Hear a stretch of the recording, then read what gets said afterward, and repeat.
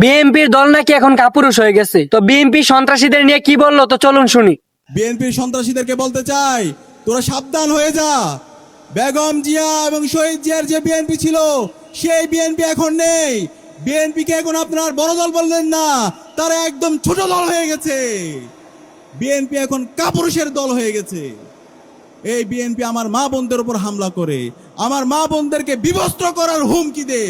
এই বিএনপিকে আমরা বলবো, তোরা এই ধরনের সন্ত্রাসী কর্মকাণ্ড বন্ধ কর।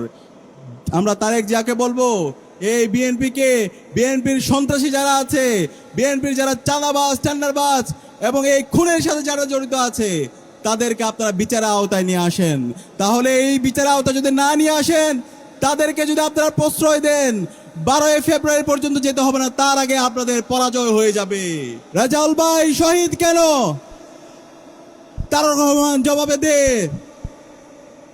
ইন্টারিম জবাবে দে। ইন্টারিম জবাবে দে। নির্বাচন কমিশন জবাবে দে। আউযু বিল্লাহি মিনাশ শাইতানির রাজিম। বিসমিল্লাহির রহমানির রহিম।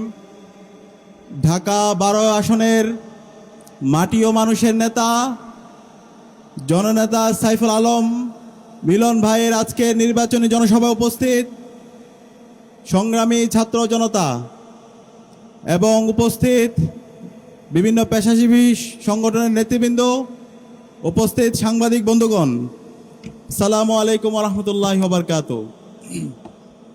আজকের দিনটি আমাদের জন্য খুবই বেদনাদায়ক দিন। আমরা জুলাই বিপ্লব পরবর্তী বাংলাদেশের মুক্তিকামী ছাত্র জনতার আকাঙ্ক্ষা ছিল, জুলাই বিপ্লবে শহীদরা যে জন্য জীবন দিয়েছিল,